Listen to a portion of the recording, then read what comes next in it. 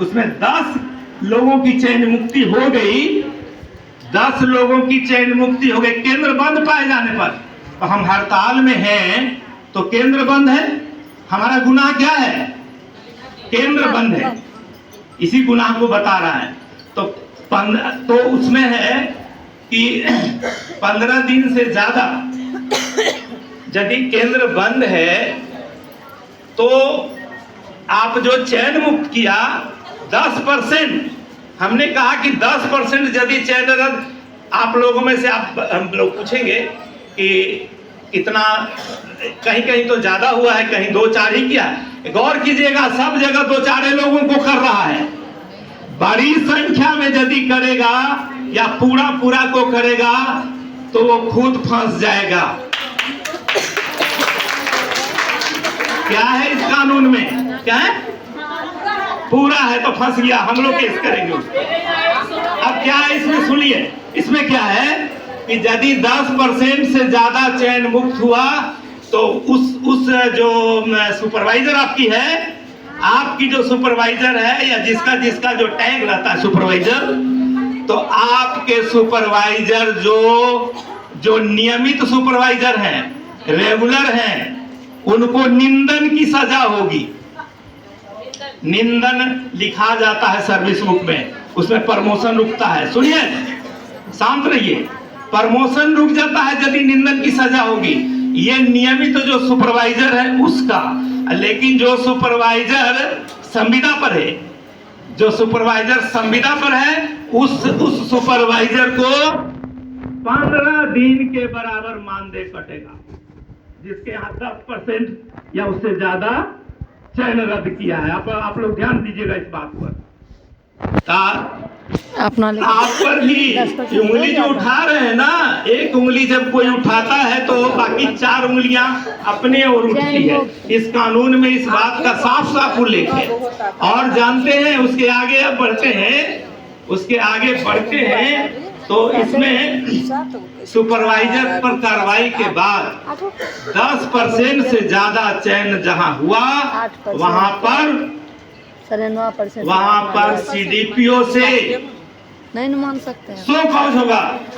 कैसा आप परियोजना चलाते हो कि जहां 10% से ज्यादा चयन रद्द हुआ है, कैसा चलाते हो? उस पर सो कौज होगा डीपीओ के द्वारा और उस पर प्रोसीडिंग चलेगा, विभागीय कार्रवाई चलेगी।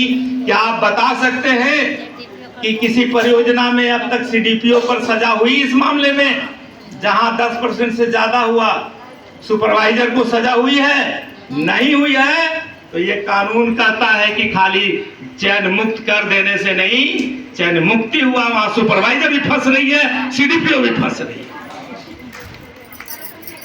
तो अभी बताया गया कि बांका का डीपीओ पूरे परियोजना को क्या चयन रद्द कर दिया। बांके का नहीं, बक्सर का भी किया है, चौनाई के सब का। अच्छा, चौड़ाई के सब।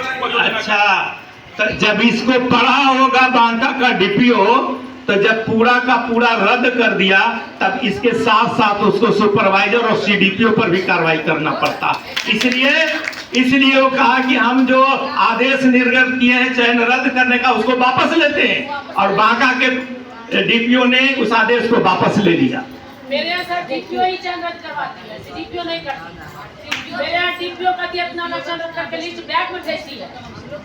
ठीक है, हम लोग इस कानून का अध्ययन किए हुए हैं, इस कानून का, इसलिए डरने की कोई जरूरत नहीं है। पहला तो यदि किसी का भी हुआ है तो इसी से डर नहीं है कि क्या आपको सुपरवाइजर ने चेतावनी लिखी दिया, क्या आपको सीडीपीओ ने दिया, क्या आपका जो है 15 दिन के बराबर आपका मानदेय कटा।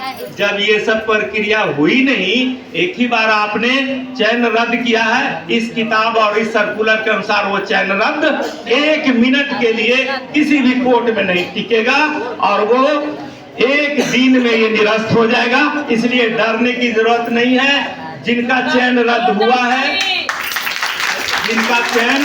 है या जो डर रहे हैं, इस सर्कुलर को सब लोग पढ़िए और उसके बाद दिल से इस बात को मिटा दीजिए, हटा दीजिए। और चयन रद्द का खौफ यदि खत्म हो जाए तो फिर क्या डर है? डर यही हो रहा है, सब जगह से यही बात आ रही है। इसलिए इस बात को मैंने कहा कि आप लोगों को डरने की जरूरत नहीं है। और जहां जहां ऐसा हुआ है 10% से ज्यादा हुआ है, वहां पर पता लगाइए कि डीपीओ के द्वारा सीडीपीओ को 100 कोज हुआ कि नहीं, और सुपरवाइजर को पर कार्रवाई हुई कि नहीं। दोनों पर कार्रवाई जरूरी है।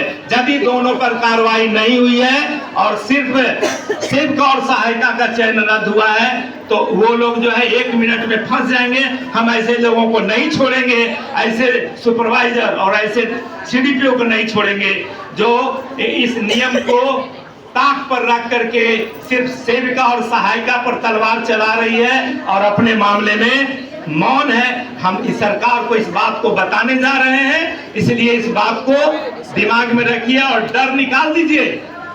अब तक 19,000 का चयन रद्द हुआ है। चैन से जीने नहीं देंगे हम लोग। एक भी बच गया, एक का भी कोई नुकसान हुआ तो ये बलिदान का आंदोलन है। हमारी 2 सहायिकाएं, मेन बात है एक सहरसा में और जमुई में अपनी प्राणों की आहुति दे दी है। बेगूसराय ग्रामीण में भी सर, बेगूसराय ग्रामीण में भी एक सहायिका, मालूम है आपको? सोचिए उन परिवारों के बारे में, कितना बड़ा शहादत है, कितना बड़ा बलिदान है। और हम चैन मुक्ति से डर जाए, हम छोटी छोटी बातों से डर जाए, इसलिए उनको देखिएगा, आपको हिम्मत हौसला मिलेगा। बस इन्हीं बातों के साथ मैं अपनी बात खत्म करता हूं और ये आपसे आह्वान करता हूं कि जब तक केंद्रीय कमेटी फाइनल निर्णय ना ले आपको आह्वान न करे, तब तक आपको बुलंदी के साथ हड़ताल पर डटे रहना है। धन्यवाद।